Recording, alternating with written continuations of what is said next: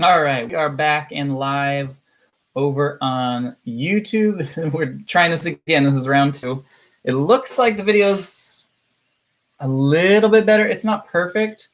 Yeah, my video, I don't know if it's YouTube or my internet or my equipment. And I don't have a good way of testing that something is not functioning well. So I apologize that the quality is a little bit lower on this one, guys. But yeah, we are back. We are doing our Sunday Night Live. I'm just getting the Facebook Live set up. I like to do this over on our Facebook group as well as YouTube. So if you're not a part of our awesome Facebook group, definitely check that out. Let's see. Do it that way. Sunday Night Live on a try that. I'm wondering if using different cameras is going to help with the lag issue. Not really sure here.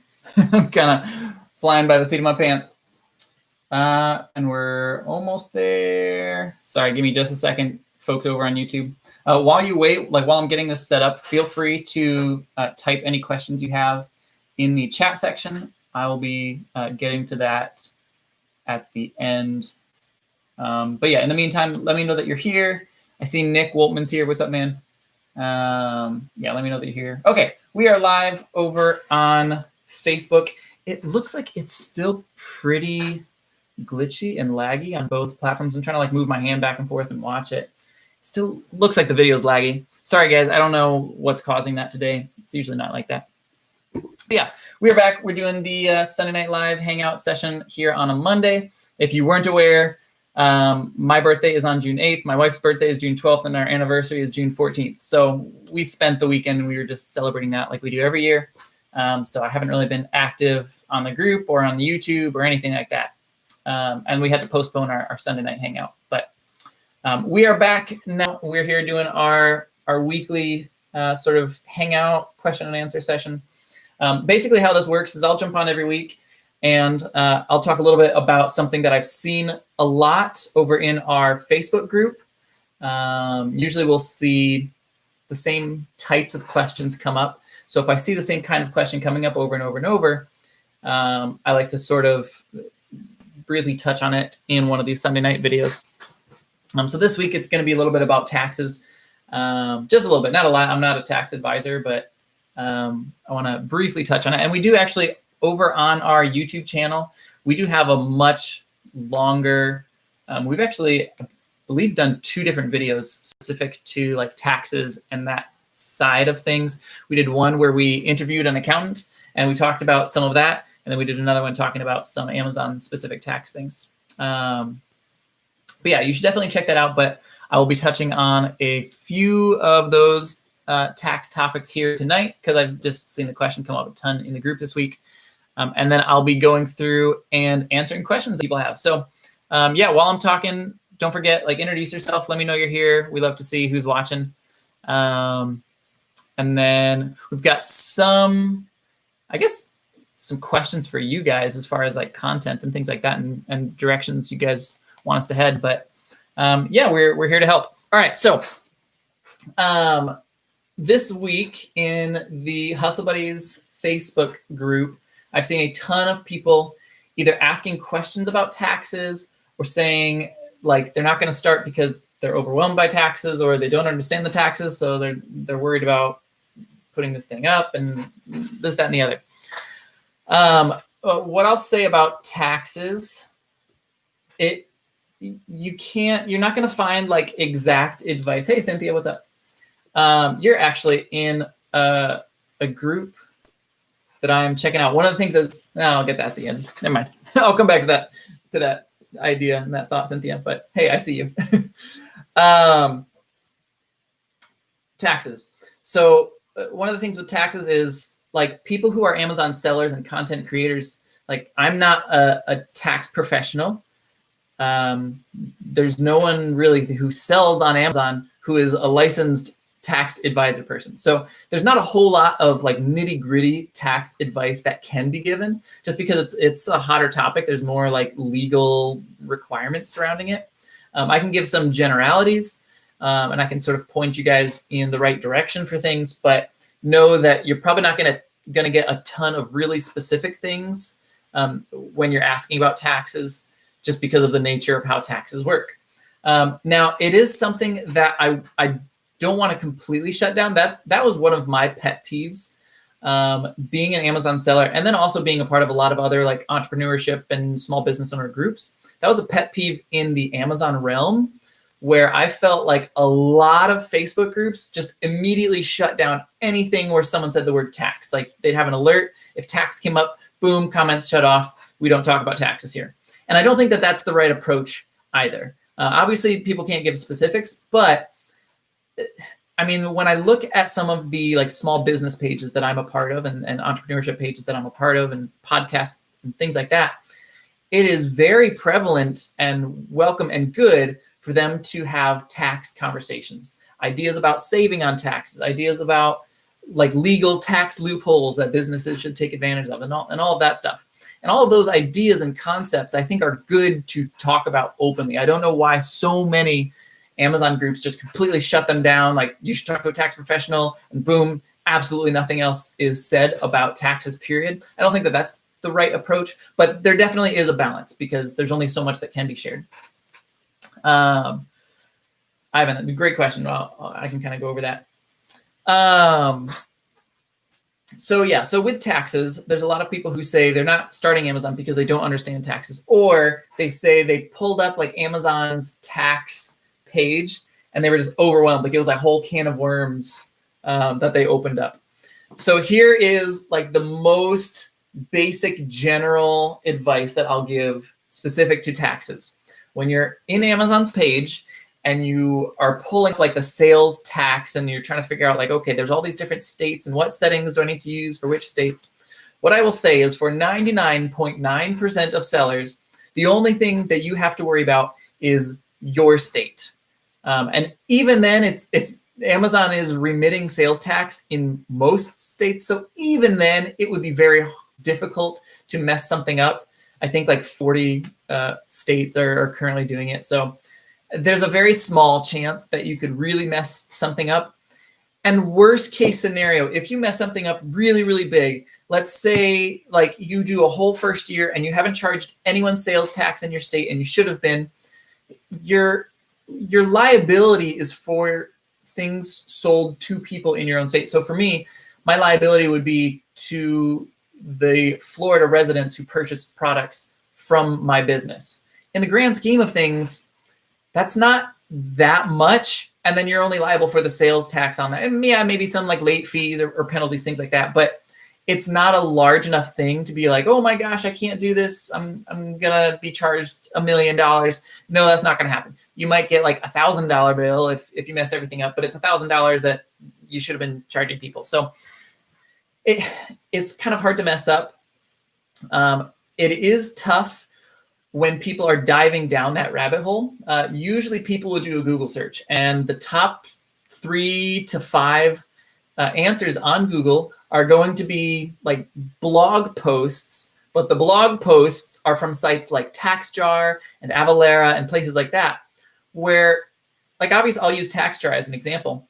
They're not doing anything shady. They're not telling you bad advice, but their entire business is set up around you using their services for as many things as possible.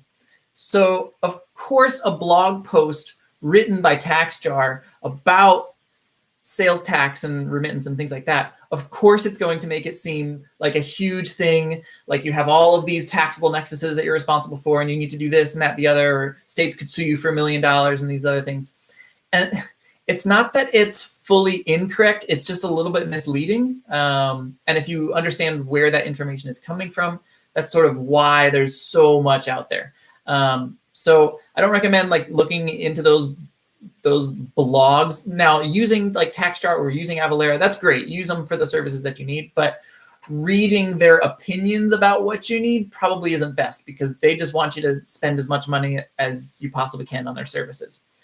So for us, for example, Some examples I can give from our own personal business is I use a site. It's called Avalara. We love it. We've been using it for 3 years, and I haven't thought about taxes in 3 years, ever since we signed up for them. I have it set up for Florida, so it does all the Florida stuff for me. It integrates with Amazon, with my Seller Central account. I believe now, again, it's been 3 years. I just had someone asking me this in Messenger. It's been 3 years, so some of this information I might be forgetting. There might be a few more steps that I don't remember, but it's the kind of thing that I set it and I forget it, and that's okay, because I'm using an automated system. So I believe that they just sort of walked me through the process of like what I need to type in for Florida within Amazon.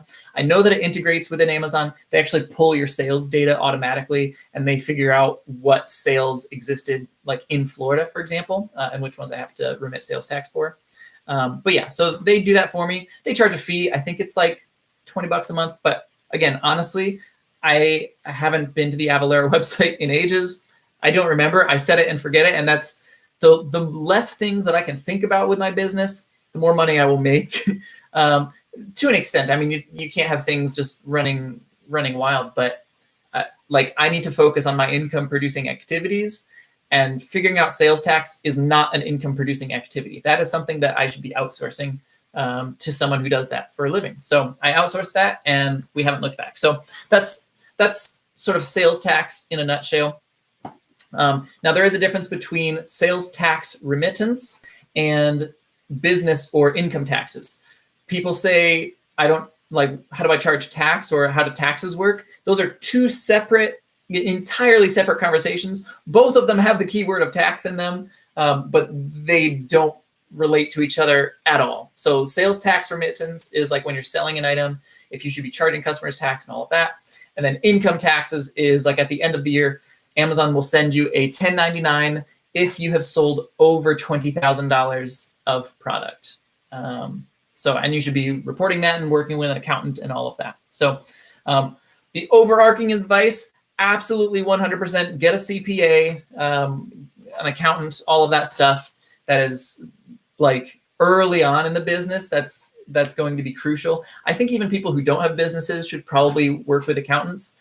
We used to do like the whole DIY tax stuff. I'm huge into DIY. But that was one thing where like when we switched over to an accountant, he's like, oh, you've been doing this for the past 4 years. We can actually do it this way. And now there's all these changes, and oh, you don't owe anything this year. Whereas in the past, it'd be like, oh, you owe $1,000, $2,000, whatever it is. So as soon as we switched over to an accountant, I mean, he more than paid for himself. We actually had a positive ROI on the cost of the accountant, if that makes sense. And I'd be willing to bet that that's the case for most people. And then if you account for the time spent, like me doing the DIY taxes and figuring out, okay, what are all my write-offs? What are this, that, and the other? And me like researching, finding other loopholes. The accountants, they already know all the loopholes. They already know like all the different ways to save you money. So they'll ask you questions, and you just answer the questions. So we're huge proponents of hiring that out, and then you won't get a wrong answer from them. All right. So that is sort of the tax nutshell. Hopefully some of the folks who were reading or watching this video were the folks that were posting those questions in the group. Okay. All right. So we're going to talk a little bit. I'm actually going to ask you guys a question here in a second, but in the meantime, if you guys have any questions about Amazon, business, anything with like entrepreneurship, financial independence, all that stuff, let me know in the comment section how I can help, and I will get to that. All right. So the other sort of big thing that we have been thinking about is, as far as our content, we're trying to decide if we want to solely focus our content on Amazon selling, or if we want to branch out a little bit into either like going a little bit more in depth into some other like side hustles, things like selling on eBay or Poshmark, or like Airbnb, or renting our car on Turo, or talking about like teaching on VIP Kids. If people want information about other side hustles, or if people want information about even broader, like talking about the FIRE movement. If you're unfamiliar with that, I know a lot of people came from the Dave Ramsey group, And this is sort of like anytime anyone types this word in a Dave Ramsey group, they get muted immediately and usually banned. But the FIRE movement is all about being financially independent and retiring early. There's no hard feelings towards Dave Ramsey. They don't have contrary points. They're going for the same goal. They fix some of the things that Dave Ramsey incorrectly teaches. But to be fair, he gets paid a lot of money to teach a few things incorrectly. So the like financial independent movement is all about saving money, getting out of debt, and then eventually retiring early. So we've been thinking about possibly doing some more like finance types videos on Hustle Buddies, or if I should just completely like separate that and do a separate like FI YouTube channel, things like that. All right. So let me know what you guys think. If you'd sort of prefer like Hustle Buddies remain just for Amazon because you don't really care about other side hustles, or you don't really care about like my opinions about saving money because you already got your own things going with that.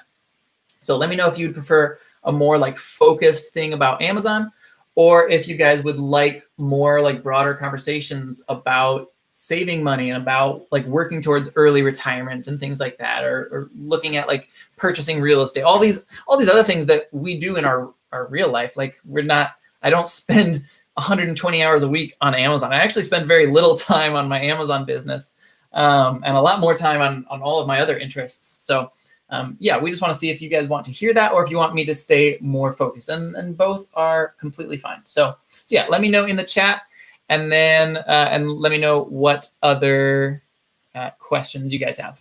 All right, I'm going to pop over to Facebook. Ivan asks, do you have any advice for choosing a good CPA for business taxes and payroll, stuff like that? Yeah, so it's hard to go wrong here. I think anyone who's a licensed CPA, like they have to do certain things to get to that point. So it'd be hard to get someone who's like really bad at their job. It's more about like, do you mesh with them? So first you have to make the decision. Do you want someone in person, or do you not care about being face-to-face and are okay with going online? If you're okay with going online, we did an interview with a guy. He's with notyourdadscpa.com. A great guy, does great stuff. He works a ton with Amazon sellers. So if you don't really care about like face-to-face talking with someone, then that's a good place to start. Or you can do a Google search, and that's totally fine as well, Ivan. If you like face-to-face stuff, so that's sort of where we were at. We have a CPA here in the Orlando area. We preferred the more face-to-face stuff where we could just like take a binder, talk with him, share ideas, and sort of get to know him that way. So we found somebody, a couple keys for if you're looking for someone local. One, they need to be very responsive to, I would say, electronic communications. There's some CPAs that are real old school that like only do stuff over like the telephone and in person. They need to be the kind of person who, like, if you text them a question, they can text back. If you shoot them an email, they'll shoot an email back within 24 hours, that kind of a thing. So right there, that sort of eliminated some of the more old school CPAs in our area. And then the next big thing is they have to have experience. I mean, if they have experience with online businesses, great. That's not that common. There's not like a ton of people doing what we do. But if they have experience with an inventory-based business, then they will understand 99% of everything that you're telling them. Because what we do is almost identical to the mom and pop grocery store on the corner of the street. Okay, so as long as they have experience with an inventory-based business, then you should be good to go. All right. Jameson Philippi, hey, what's up, man? Man, I need to get. I'm trying to get Rakin's contact info. I want to have him see if he'll do like an interview with us or something. I think that'd be super cool. Jameson Philippi, I actually saw, he's over in the Facebook group saying what's up. I saw him in like what tools you need to start your Amazon business. That was a video I watched like 3 years ago with him and a guy named Rakin. And I watched those two talk about all the different tools, and I pretty much got all of their tools. So I appreciate you guys putting that content out for me back when I was first starting. I'm paying it forward now. All right, Candace, when scanning, item is not found. Correct, I'm under the impression that Ghosted is there, just has 0 offers. I mean, ghosted listing is our colloquial term for it. There's not like a technical, oh, this is technically ghosted, this is technically not. What I call a ghosted listing is anything that says not found. That's what I am referring to when I'm saying that. If it pulls up but has 0 offers, it's not. I'm not ever really talking about that. It's when you scan it with like Scoutify and it says item not found, and then you scan it with the seller app and it does pull up. So there's a little bit of difference there, Candace. Ed's talking about, yeah, he pays like a 3% tax in Connecticut. So yeah, it's not like a huge, your worst case scenario isn't really that bad. Can you spell Avalara? I think it's all A's, Avalara, I think. But if you do a Google search, like tax and then Avalara and spell it however you think it is, Google will fix it for you. Tax podcast I recommend, The Wealthy Accountant. Oh my gosh, I have learned so much stuff from that podcast. The Wealthy Accountant is ridiculous. If you're looking for like larger things, like we listen to the Choose FI podcast a ton. So that's great. And they'll have some tax stuff intermixed with their finance things, but just specific to tax, The Wealthy Accountant is fantastic. Let's see. Kiana asks, how do we make sure we are continuously growing or sustaining sales, not going backwards? How can you track or ensure that you're continuing growth? So Kiana, I don't know if you use like Inventory Lab or anything like that. I think there's not really anything I have to personally do to track any of that. I just pull up like sales rank charts, or I can pull up inventory, things like that. There's also sort of a misconception. A lot of people, and this is actually, it's a big reason why we're not big proponents of like sharing our own sales screenshots frequently, like in the group and things like that, because there's a really big misconception. A lot of people think bigger numbers means more money, but we have seen numerous sales screenshots of people that are selling 3 to 4 times as much total volume as we are, but they make the same or sometimes less money than we are. So like if let's just say that our net profit on average is like 27%, and then someone else is selling twice as much as us, but their net profit is 10%. Well, we're actually making a lot more money than they are, even though they're doing much more work, they're selling a lot more stuff. So you don't necessarily have to be growing in order to be achieving your goals. So that was something that we sort of, we had to wrestle with that concept ourselves, Kiana. And just actually, so in 2019, we actually did less total sales than in 2018. We were down, I think like, I want to say 15%, if I remember correctly. I don't have my accountant's, but our accountant gives us like a end of year binder with all of that information, but I think we were down about 15%, but we made about 20% more money. So it's like the choices we were making were so much drastically better in 2019 than 2018. We were losing less money. There was less like stuff slipping through the cracks. We weren't bleeding out or hemorrhaging little things on the side. So we tightened up ship. We sold less, but we made more money. So you don't necessarily have to be growing in order to be reaching your goals. And you went from 5K to 16K per month, which is freaking awesome. And you want to keep the momentum going. So yeah, just keep sending that back into inventory. If you're reinvesting your money, it's pretty much impossible not to grow. Like if you're making 50% ROI and you do that over a month, well, the following month you should have 50% more budget to spend.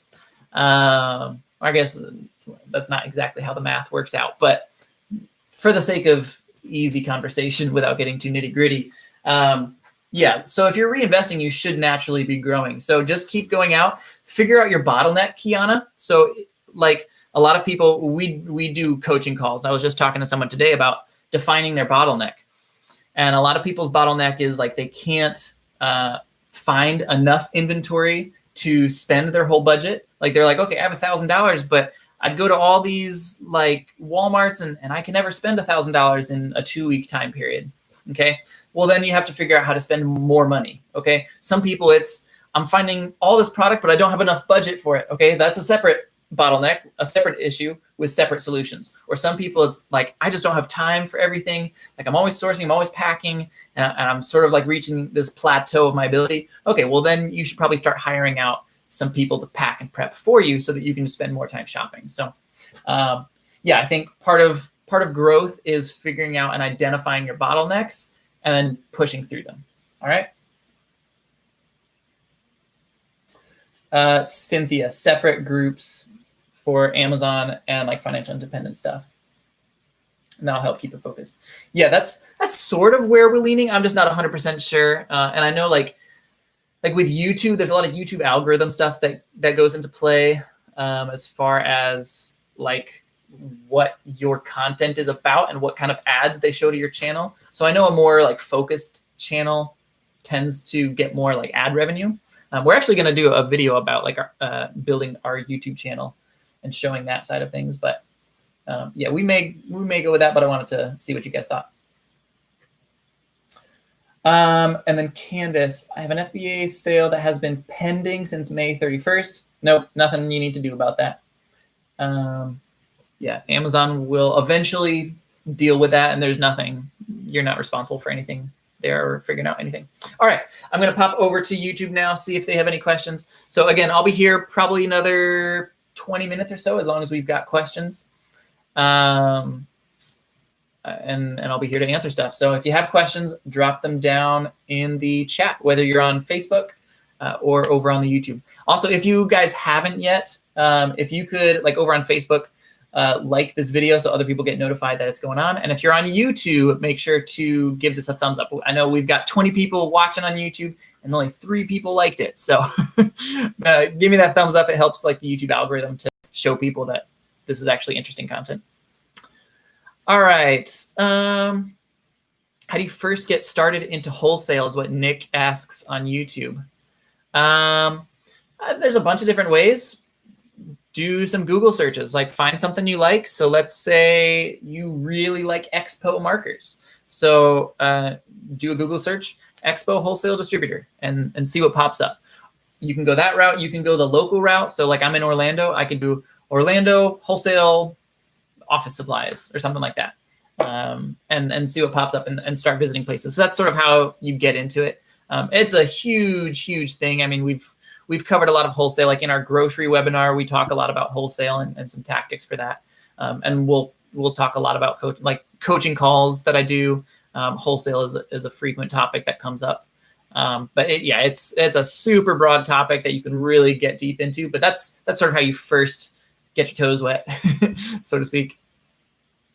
These dudes sold their first bra. All right, that's great. Yeah. Selling bras, like people kind of laugh about how much I talk about bras, but it's such easy money. It's really what exploded our business at the start. All that. Epic Enterprises, we have to pay taxes. Yeah, unfortunately you do. Yeah, that is the world that we live in. But I will say, so like tax law is written for the wealthy. It's written for the business owner. So there are so many legal tax loopholes. I'm not talking about breaking any rules or doing anything shady. There's so many legal tax loopholes that you can take advantage of. We pay significantly less in taxes for our Amazon business than we did as public school teachers working for the state, like significantly less. So there's a lot of tax loopholes if you educate yourself in how to take advantage of all of those. And again, nothing shady, nothing illegal. Everything's like how it's supposed to be done. But the tax laws, unfortunately, tax laws are not written for employees. The way taxes are set up, they're meant to tax people who work and not tax people who pay other people to work. That's just how it works.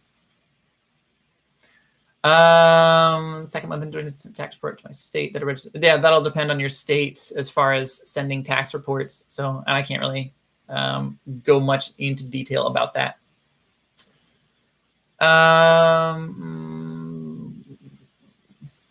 Let's see. Well, a ton of comments just popped up.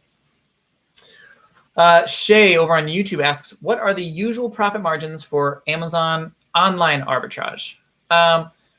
So this drastically depends on the seller, drastically depends on the item. Some generalities that I tell people is assume like the 3x rule. So, or the 30% rule. So your buy cost is 30%, the Amazon fees are 30%, and your profit is 30% or 33% if you want to get technical. So if you assume that everything is cut into thirds, that'll get you in the ballpark of what you're looking at. So if you sell an item for $30, you probably bought it for about $10. Amazon's taking their cut of $10, and then that leaves you with $10 of profit margin on that. Okay. There's also a lot of like profit margin and net profit and net margin. Like those are all very technical terms. Each one means something slightly different. So that's why I try to explain like the big picture because different people use different words for the same thing and sometimes the same words for different things. So I don't want to get into like the nitty gritties of this is technically profit margin and this is technically net profit. But the 3x rule is sort of what you need to keep in mind. I think you should stick to Amazon. That's your niche. If I need the one, most authentic one. Okay. Yeah, we've got a really good name. If we do split off and do like a separate YouTube channel, it'll be the Jackson Fi. So like the Jackson and then FI. We actually set up an Instagram account already for that. So if you guys have Instagram, you want to go follow us, you can go over there. My wife's going to start that up here pretty soon.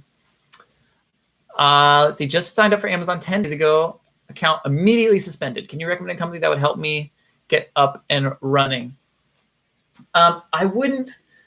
Normally I say like contact a professional. If you just signed up 10 days ago, I'd give it some time and I would fight that battle yourself first because you have nothing to lose. Like you have no inventory I mean, you might have a little bit, but you don't have any meaningful inventory that's being tied up. You don't have any meaningful payouts that are being tied up. So I would try to fight that yourself.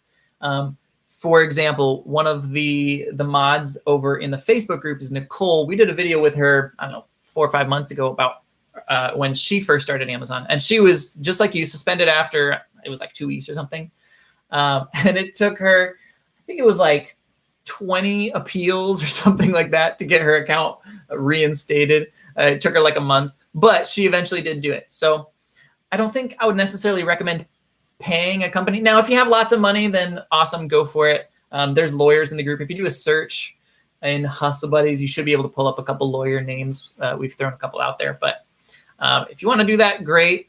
But I would probably fight that myself if I was just brand new starting out on Amazon because you don't have a whole lot to lose. Yeah, and you might as well save that money for more inventory. All right, stay-home mom things. Anything side hustles, saving a good with families that could benefit. But yeah, 70% Amazon and then 30% other stuff. Yeah.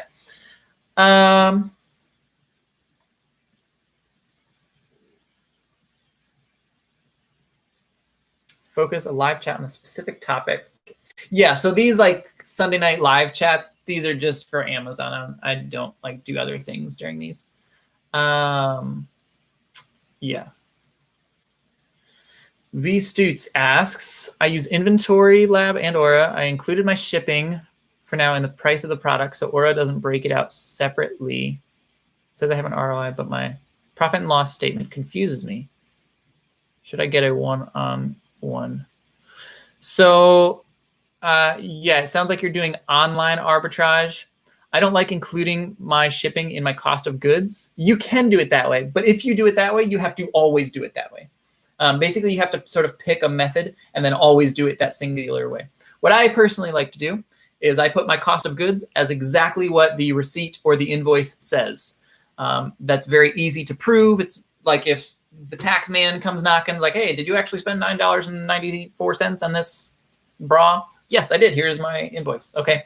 And then shipping is going to be a separate line item that is all put together at the end of the year. So when I'm scanning in my receipts, there's going to be like all the shipping that's added up. And then at year end, you add shipping to like your overall like cost of business. It's just a line item that you would give to your accountant. Like, oh, here's everything that we spent on shipping. And that sort of goes to your cost of goods, but it goes to the cost of goods total and not to the individual items. Because I find that it gets a little bit messy when I'm trying to like split that up. Because let's say you pay $10 of shipping and I bought 372 items. Like, okay, now I'm busting out the calculator. Okay, what's 372 divided by $10 of shipping for every item? Okay, so for every item I paid 37.5 cents. And so I have to add that. That just gets really messy really fast. So I don't like to do it that way personally. You can, but just realize that you have to continue doing it that way.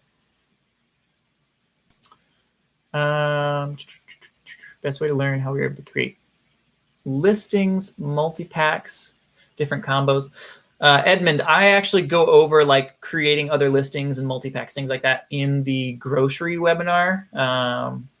So if you want to pick that up, I go in. I mean, that's a huge topic, and I go pretty in depth with that.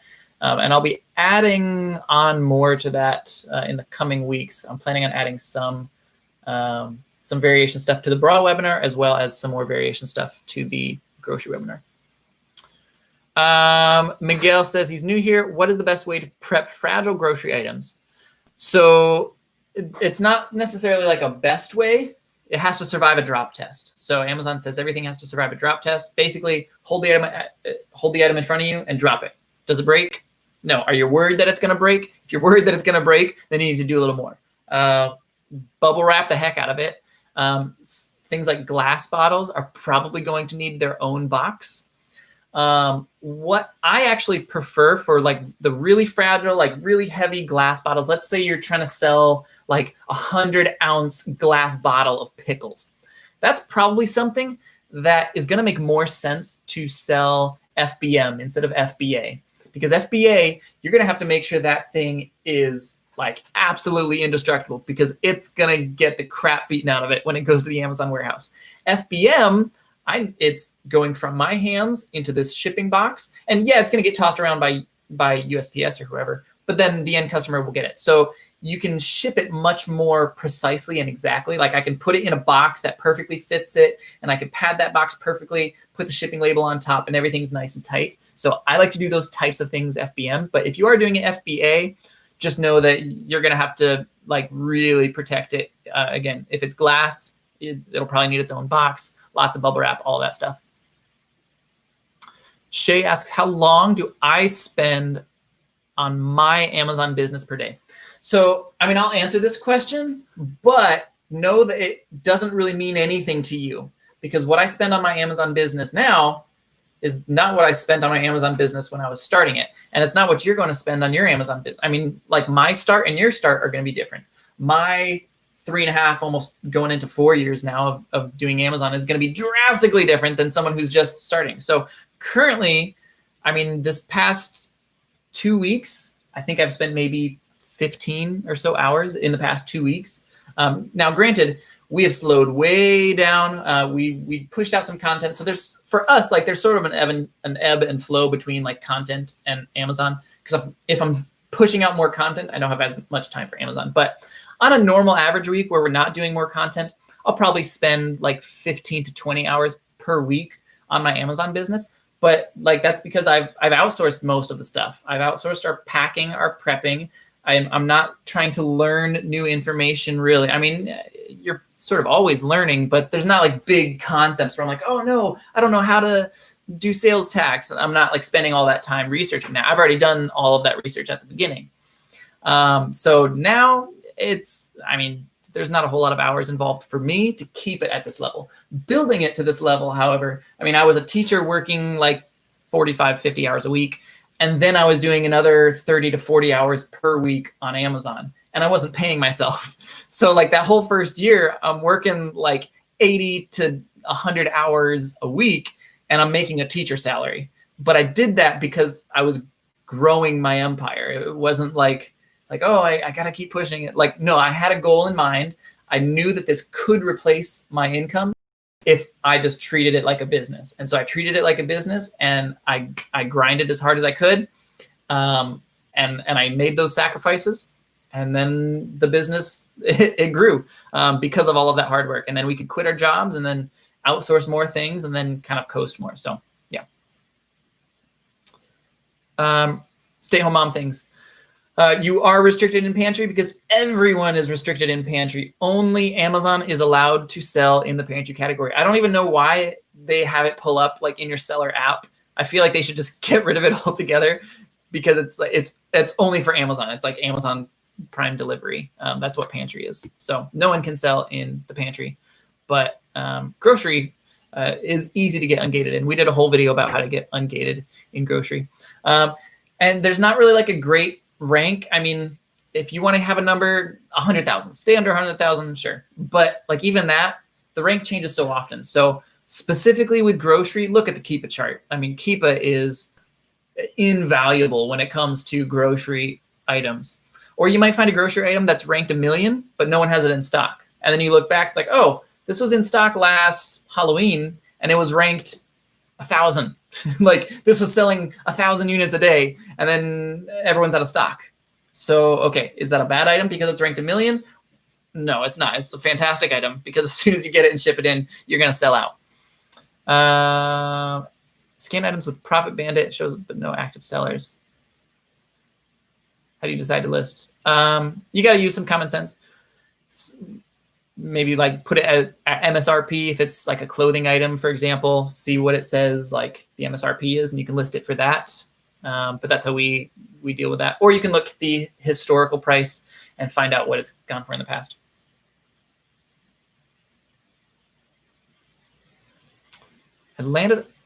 Miguel asks, I landed a wholesale, very high-end specialty grocery, and I'd like to know more on prep. Yeah, so I kind of already went through that. Just bubble wrap and Reebok stuff. And Direct Mouse asks, can you do FBM and also FBA at the same time under the same account? Yes, not only under the same account, you can even do it under the same item. So if I want to sell, I'll use this as the example. This is my LED lights. In case you guys did not notice, I've got these fancy LED lights. Woohoo, look at that. So I got these LED lights. Let's say you're selling these LED lights. You can have a listing for FBA. Like you can send 10 of these in to the Amazon warehouse and FBA them. You can also have some FBM, and you can have those listings simultaneously. Okay, you can't have multiple FBA and you can't have multiple FBMs for the most part. I'll leave it at that. I mean, there's some ways to get around it, but in general, you can have the FBA listing and you can have the FBM listing on the same product, and that can actually help if you've got like a really fast moving item, because it sort of gives you twice the chance of getting the buy box. So it is kind of a useful strategy if it's profitable for you. VStoots asks about Keepa. I only ever have 2 graphs. Is that normal? Most have 3. Just look at the settings on the side. I'm not sure exactly what you're referring to, but my guess is it's the settings on the side. And then assuming you have the professional Keepa account. If you don't have the like professional Keepa account, don't bother using Keepa at all. The free version, it doesn't really tell you information that is useful at all. All right, I'm popping back over to Facebook for the probably the last round of questions here. Let's see. Kiana says their bottleneck is not enough money. Yeah. So what I would say for that, Kiana, is find other ways to generate income for Amazon. So, or find ways of getting inventory for free. So 2 examples of this, Kiana. We actually did the same thing, and we've told a lot of our past coaching students about it. Put like almost like help wanted ads in like Craigslist or Facebook Marketplace, but do it for like book haul away.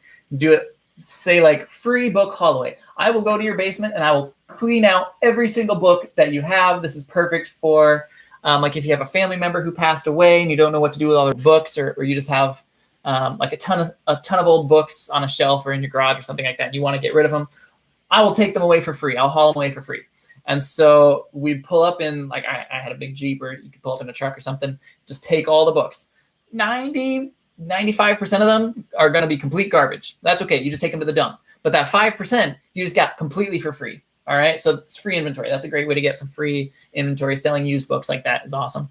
Or you could generate other income. We've known a lot of sellers who would do like Uber, for example. So they would turn on their Uber. They'd get one. They'd drive someone somewhere, and then they hit the Walmart that was in that area. Okay. And then they do their retail arbitrage shopping. And then they turn their Uber back on. And then they might drive someone else. And then they'd go to the next Walmart and they would just spend whatever money they just made driving for Uber. So it's like they might make, I don't know, 75, $100 during the course of a day driving for Uber. And they would spend that right back on just buying more inventory. So sometimes at the beginning of a business, you have to make some sacrifices. If money is the issue, you might have to make some sacrifices as far as building more capital. Steven asks about the high pricing alert. It's hard. Amazon doesn't really make sense with this. The two pieces of advice that I would give: first, make sure that your min and max price in your Seller Central is set correctly, so that your listed price falls in between your min and max. That's step one. Step two, if you're trying to list something and it goes inactive and other people have it for more expensive and you've already done the min-max stuff, then open a support ticket and they'll fix it 99 out of 100 times. If they just, there's some other situations where they don't, and it gets tricky and there's not a perfect solution. It's one of the larger complaints that like higher ongoing Amazon sellers have that you'll see pop up in all sorts of different groups, but yeah.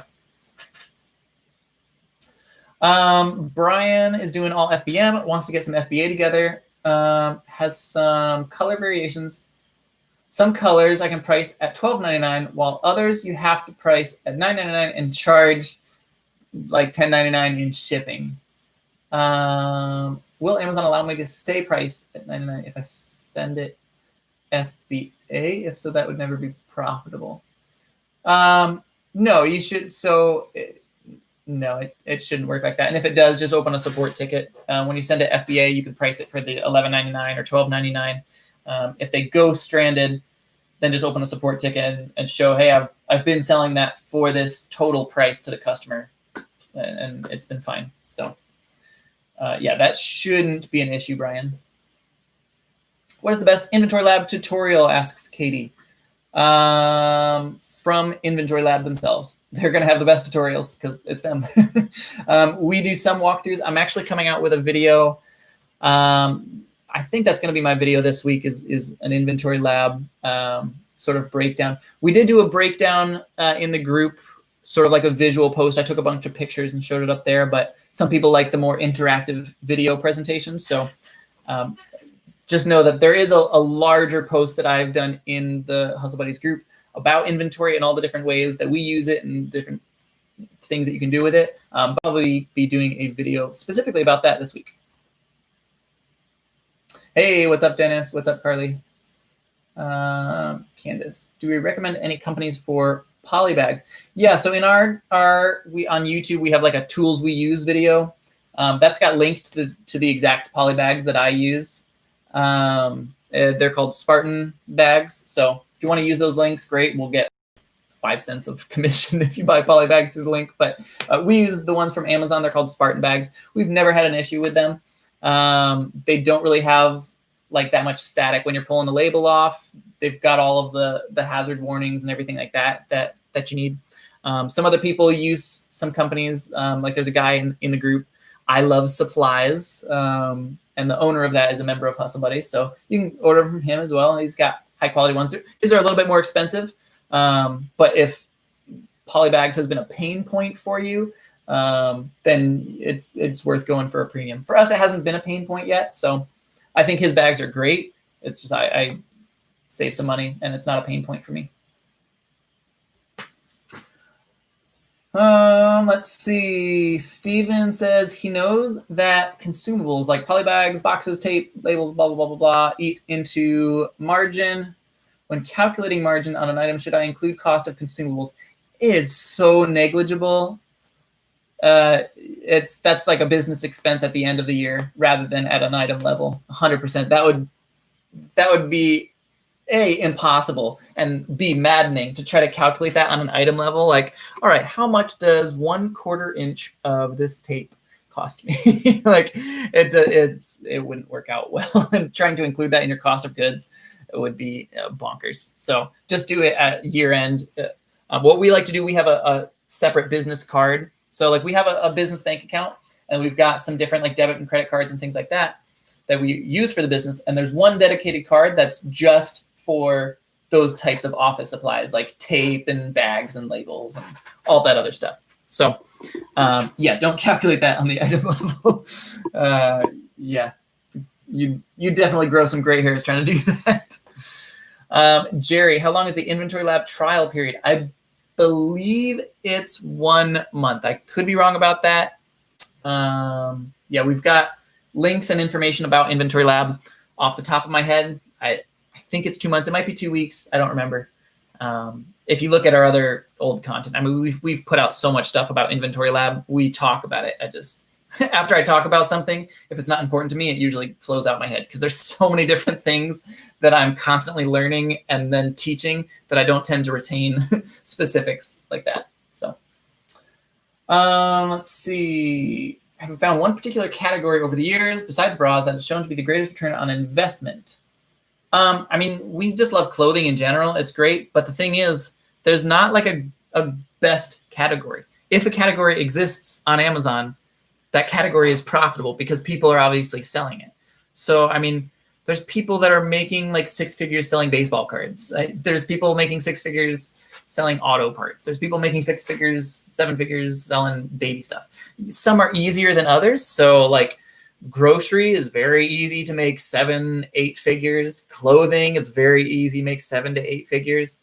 But there's not, like, unless you're at that level, it's not like you need to decide what category to specialize in. Just find something and then dive in.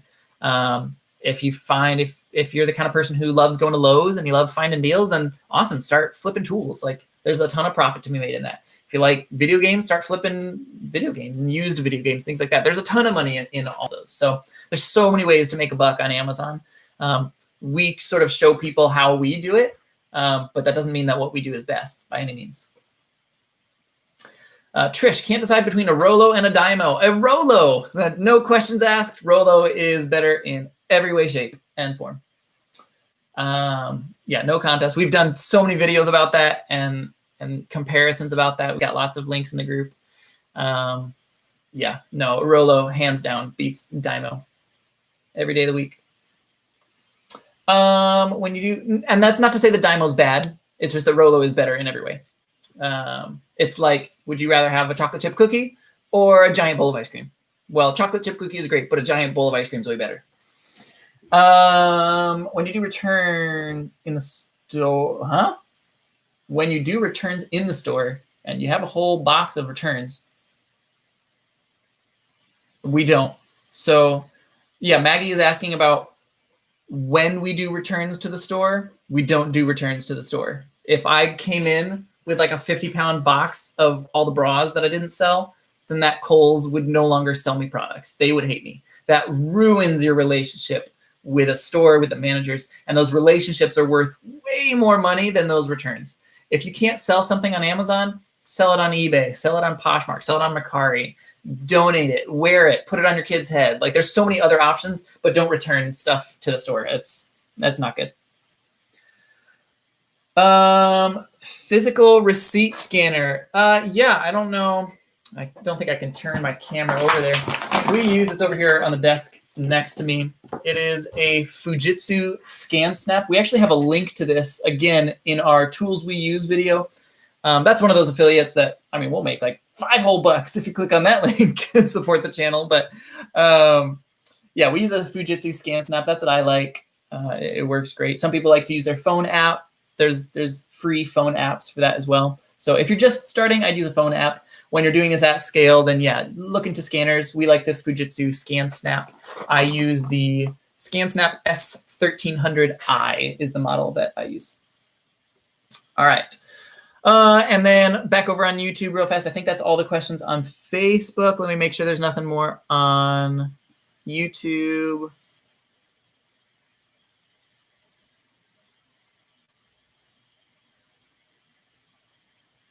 Yeah. Miguel says clothing has been crazy during the pandemic for like toddler stuff. Yeah, everything's been crazy during the pandemic. That's like, it's like Black Friday except every single day has been Black Friday for like 3 months straight. So for the people who just started Amazon, your sales are probably a little bit inflated right now because it's basically been Black Friday for 3 months. Your sales will probably slow down a bit in the next like 2, 3, 4 months. But back to school is insane for clothing stuff. I mean, back to school is better than Christmas for kids' clothing. And then obviously the real Black Friday and then the real Christmas time gets good again. So it's been great, assuming that the pandemic kind of sizzles out, which I don't know, doesn't really look like that's happening. But assuming that the country goes back to normal, I expect sales to sort of dip a little bit for the next couple months, but then obviously it'll fly back up during Q4. So, Jordan, what percentage of profits do you allocate to saving versus reinvesting? If you're just starting this, I suggest, or I recommend 0%, 100%. I recommend saving 0 and paying yourself 0, reinvesting 100%. If you're just starting this. So it's all about the snowball. So if you take $100, let me pull up a calculator real fast. Okay. So I've got my calculator here. Let's say you start this business with $100. Let's say, and Amazon gives you 2-week payouts. Now this is really optimistic. The larger you get, this won't hold true, but for the sake of easy math, to sort of give you a frame of reference of why I'm saying this, the power of compounding interest for a business investment like this is nuts. Let's say you take $100, you buy some stuff and you sell it, and you get paid out 2 weeks later, and you've made, let's say, 50% ROI. All right, so you multiply 100 by 1.5. Okay, 1.5. All right. Now there are 52 weeks, so in a year, divide that by 2 because you're getting a payout every 2 weeks. Let's say there's 26 weeks. So we did that. So after the second week, we're at 150. Let's do that 26 more times. 1, 2, 3, 4, 5, 6, 7, 8, 9, 10, 11, 12, 13, 14, 15, 16, 17, 18, 19, 20, 21, 22, 23, 24, 25, 26. Okay, so without inputting any more money, this is assuming you are getting a 50% return on your product every 2 weeks. Now, yes, this is very optimistic. The more you grow, the less this holds true. But this is why you should reinvest everything. That comes out to 5,600,081 something, blah, blah, blah, blah, blah. Like, that is a monstrous number, okay? Compounding interest is too big in this business to not compound 100%. So as you grow, again, it's going to shrink. You're not going to perfectly sell out of every single bit of inventory every 2 weeks. So it doesn't work out perfectly. But I mean, you can use a smaller number. Let's say you start with $100. Let's say like you're really struggling and you're making 20% ROI every month. Okay. So you take your $100, you multiply it by 1.2. And we do this 12 times. 1, 2, 3, 4, 5, 6, 7, 8, 9, 10, 11, 12. Okay, you've turned $100 into $1,069. All right. So even having a rough go of it, that's still really good. And this is like making 20% ROI over the course of a whole month. That's bad. If you're just starting at this, those are not good numbers. This is like, oh my gosh, this isn't working for me. And you've turned $100 into $1,000 in 12 months. There's no investment. Like if you talk to someone in stocks and you're like, hey, I can get you a 1,000% ROI over the course of a year. You're interested? They're like, what? It doesn't exist. Like the stock market is like 7% ROI over the course of a year. So 1,000% ROI is monstrous. Accounting tools for tracking how much you spend versus how much you made. Inventory Lab does all of that. There's not a good free tool. Inventory Lab is what you need. Yeah, Excel is really the way to do it as a free person. But Inventory Lab is the tool that you need. I wouldn't recommend anything else for that. Just get Inventory Lab, and that'll solve all of that problem. Let's see. We've got a couple more questions. So again, yeah, if you guys got questions, I've got time. I'm happy to answer a few more.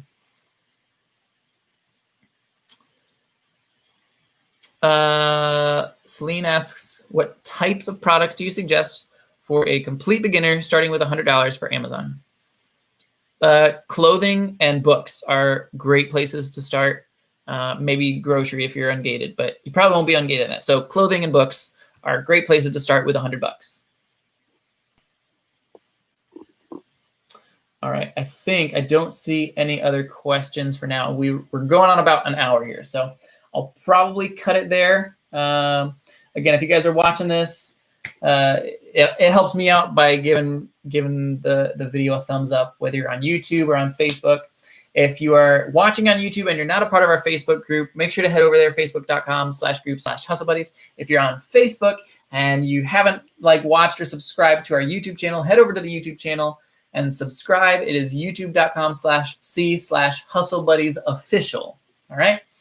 All right. I think that is, oh, actually, I did have one last exciting thing. So we just rolled out our big Kohl's course and all of that. And we redid that, and it's phenomenal, and tons of people getting tons of value from it. We want to take it a step further, and we want to start offering crazy affiliate promotions. If you guys are interested in promoting our stuff, so it could be sending it to your friends, that's fine. This could be if you have a blog or something, sending it out there, but that's even better. Anything like that. If you're interested in being an affiliate for Hustle Buddies, we are running an affiliate competition for the next 30 days. There's a couple different plateaus. For example, if you get 5 people to sign up, I'll give you lifetime access to everything we ever make for free. Everything that we make, all the different courses and everything. If you get, I think it's 15 people to sign up, I will buy you a Rolo, or I'll buy you a $200 gift card to Kohl's. And there's a couple different tiers. So there's a free Rolo. I'll pay for a year of inventory lab if you get enough sales. The top one is I'll just straight up give you $1,200 in cash if you want that. And then every single one of our affiliates, it doesn't matter if you sold one thing and someone else sold 100 things. Every single one of our affiliates is going to go into a raffle. If we reach 500 total signups for the next 30 days, which I think that would be very difficult, but I think it's achievable. We've got some other really big Facebook groups that are going to be pushing out our stuff shortly. If you're familiar with FBA Rockstars or FBA Today, I've talked to both of them about pushing out our stuff, and they're both on board with it. So they'll be pushing it out. So I think there's a good chance that we could hit 500 signups. And if we hit 500 signups, then I will be giving away a 3 to 7 day Disney cruise anywhere in the world to one of the affiliates, and all the affiliates have an equal chance of winning it. So if you guys want the affiliate thing, head over to the website, hustlebuddiesofficial.com, and then at the top right corner you'll see a little button for the affiliates. So yeah, head over there. Another great way to send that, if you don't have a big audience, is to talk about it in other groups. Talk about our stuff in your other groups. If you're in a finance group, oh, I just took this thing about selling bras and it's crazy, and check this out, guys. So that's an easy way to get some signups and things like that. And I don't want you to ever lie to anybody. If you hate our stuff, let me know. I'll be happy to refund it. But if you got value from something and you want to share it, we would love to have you guys sign up as affiliates and help us to push this out. So, all right, that is going to be it for now. We will see you guys next Sunday, not Monday. We'll see you guys next Sunday. And then stay tuned for the video on Wednesday over on our YouTube channel. We'll put one out, probably going over Inventory Lab. All right. We will see you guys out there. Have a good one. Hustle on.